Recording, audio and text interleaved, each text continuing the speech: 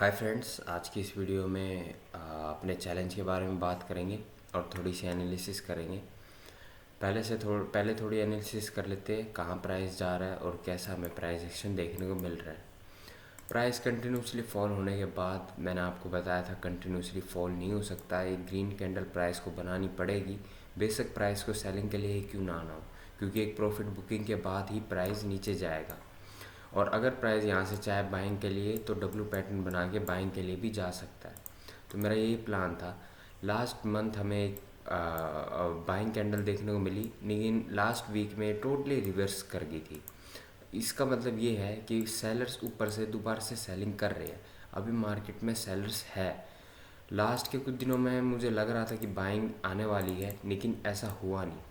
अभी मैं आपको चार्ट समझाऊं तो जब प्राइस लास्ट मंथ का लो क्रॉस कर देगा तो नो डाउट प्राइस एक नया लो बनाने आएगा और आई थिंक वो 60,000 के नियर तक हो सकता है। बाकी आगे देखेंगे, लेकिन 60,000 तक का तो लो प्राइस ईजिली बना सकता है अगर प्राइस ने इस लो को क्रॉस करा। अब मैं बात कर लेता हूँ वीकली में हमें कैसा प्राइस एक्शन देखने को मिल रहा है। वीकली में अगर हम देखेंगे तो प्राइस कंटिन्यूसली फॉल करने के बाद थोड़ा सा ऊपर गया था, और जैसे मैंने कहा था लास्ट वीक में कंटिन्यूसली सेलिंग आके ये सारा मूव प्राइस ने सेलर्स ने इरोड कर दिया। तो कहीं ना कहीं बायर्स आए थे मार्केट में। अगर आप ध्यान से देखोगे तो यहाँ पर भी बायर आए थे, नहीं लास्ट डे ऑफ वीक में सेलर्स नीचे ले आए। ये एक स्ट्रॉन्ग कैंडल बनी थी और यहाँ पे मेरे को थोड़ा सा लग रहा था कि बाइंग आएगी, लेकिन प्राइस फिर से सेलर्स नीचे ले आए।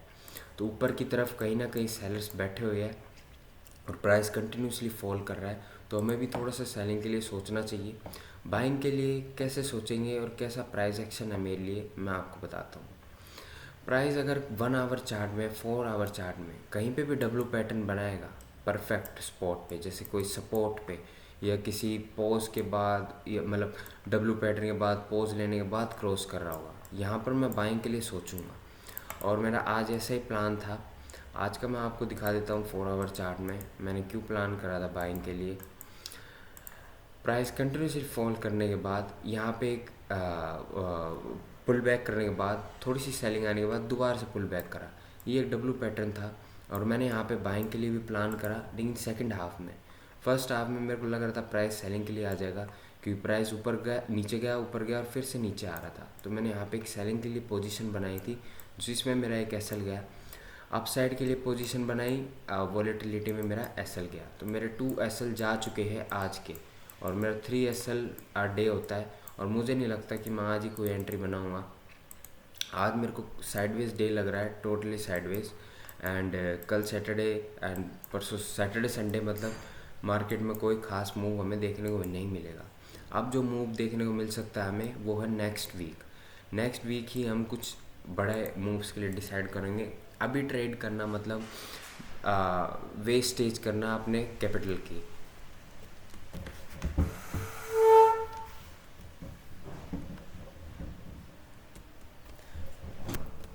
थोड़ा सा तूफान आ गया था इसलिए मेरे को जाना पड़ा, आई एम सॉरी। अब मैं कहाँ पर था कि इस वीक में हमें कोई भी अब ट्रेड करना चाहिए। 3 डेज़ बचे हैं, 3 डेज़ के बाद ही हमें ट्रेड करना चाहिए। 3 डेज़ के बाद अगर मैं आपको बताऊं, इधर प्राइस बाइंग साइड चले जाएगा, इधर प्राइस सेलिंग साइड चले जाएगा। तो अब हमें जब लाइक संडे को इन ऑन मंडे भी हम कुछ लेवल्स मार्क कर सकते हैं सेलिंग के लिए। जैसे अगर मैं थोड़ा सा लॉन्ग टाइम फ्रेम में आपको दिखाऊं तो इस लेवल से प्राइस ने सपोर्ट लिया, दोबारा से इसी लेवल से सपोर्ट लिया, यहाँ पर भी, यहाँ पर भी, यहाँ पर भी और यहाँ पर भी। क्या ये सपोर्ट एक वीक जोन बन चुका है? हाँ, ये जोन एक वीक जोन बन चुका है, क्योंकि प्राइस बार बार अगर एक स्पॉट पर बार बार आगे सपोर्ट लेता है तो नो डाउट वो जोन वीक हो जाता है। सेलर्स वहाँ से प्राइस को नीचे लेके जा सकते हैं। तो वैसी ही सिचुएशन है। अगर लास्ट मतलब नेक्स्ट वीक में ऑन मंडे अगर प्राइस कहीं ना कहीं 66,000 और 66,500 के पास कोई सेलिंग का सिनेरियो बना रहा होगा तो मैं सेलिंग के लिए प्लान करूँगा, क्योंकि ये सपोर्ट जोन वेस्ट मतलब वीक हो चुके हैं। प्राइस यहाँ से इजीली ब्रेक कर सकता है और एक बड़ा टारगेट हमें डायरेक्टली देखने को मिल सकता है। तो मैं सेलिंग के लिए थोड़ा सा प्रेफर करूँगा। बाइंग के लिए अगर प्राइस कंटिन्यूसली होल्ड कर लेता है यहाँ पे थोड़ा सा ऊपर जाके 3 दिनों में, लाइक अगर मैं आपको प्राइस बताऊँ, अगर प्राइस 67,500 के ऊपर मंडे से पहले सस्टेन कर लेता है तो एक थोड़ी सी हमें बाइंग देखने को मिल सकती है। यहाँ प्राइस थोड़ा सा मैं बाइंग के लिए ही देखूँगा, अभी कोई भी मेरा प्लान नहीं है सेलिंग के लिए। अब मैं आपको बता देता हूँ अपने चैलेंज के बारे में। चैलेंज कैसे जा रहा है, अच्छा जा रहा है, बुरा जा रहा है, और एक रियलिटी आपके सामने रख देता हूँ। मैंने ये चैलेंज शुरू करा था लाइक 30 डेट को, 30 मार्च को, और आज है 3 अप्रैल। और आप मेरा वो देखोगे तो मैंने टोटल लॉस करा हुआ है $12 का। $12 का लॉस क्या कोई बड़ी बात है? नहीं। $12 का लॉस मेरा पर डे लॉस था, लेकिन ये मेरा 3 to 5 डे में लॉस हुआ है। तो क्या मैंने कैपिटल प्रोटेक्ट करी है? हाँ, मैंने कैपिटल प्रोटेक्ट करी है, लेकिन कुछ गलतियाँ हुई हैं जो कि आपको जाननी चाहिए। हाँ, मैंने एक विनिंग ट्रेड में अपनी पोजीशन हाफ कर दी थी। आई डोंट नो मैंने क्यों कर दी थी, लेकिन ये एक गलत डिसीजन था। नहीं तो यहाँ पे $12 का प्रॉफिट होता, लेकिन यहाँ पे $6 था। तो always decide your trade before placing order. आपके दिमाग में पहले ट्रेड बन जाना चाहिए। गलती से हुआ, क्या हुआ मेरे को सच में कोई आइडिया नहीं है, ये 0.01 पे कैसे हुआ। चलो ये छोटी सी गलती थी, लेकिन आप ये देखोगे ये एक ही SL है, ये मैंने 0.012 टाइम्स ऑर्डर प्लेस करा था। तो ये एक ही SL है, 1 SL, 2 SL, 3 SL, 4 SL, 5 SL, 6 SL, 6 SL इन अ रो 6 SL गए हैं मेरे। और ये चीज़ें आएगी ट्रेडिंग में। यहाँ पे मैंने जो सबसे बड़ी अपनी गलती फाइंड करी, आज के दिन मैंने एंट्रीज बिल्कुल भी परफेक्ट नहीं बनाई।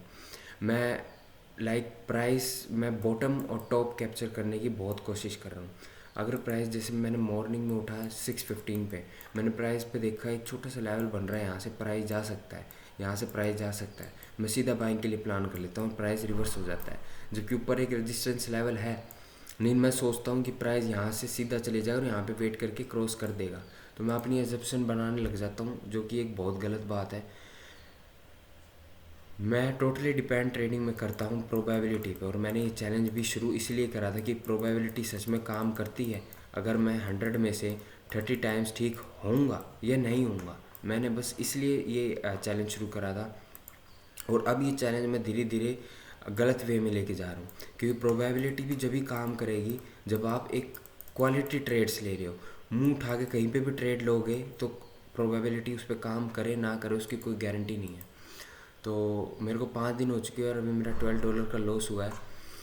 क्या ये एंड हो गया है मेरे अकाउंट का? नहीं, प्रोटेक्टेड है कैपिटल, और लगे रहेंगे और देखते हैं 30 दिन के बाद कैसा रिज़ल्ट आता है। आई होप अच्छा ही आएगा, जहाँ तक मेरे को लगता है, क्योंकि मैं थोड़ा सा डिसिप्लिन हूँ, मैं ओवर ट्रेडिंग नहीं कर रहा। किसी भी दिन मैंने 3 ट्रेड से एक्स्ट्रा बनाया ही नहीं है। लेट्स सी कितने दिन तक ये चैलेंज मैं ढंग से करता हूँ और क्या रिज़ल्ट आता है।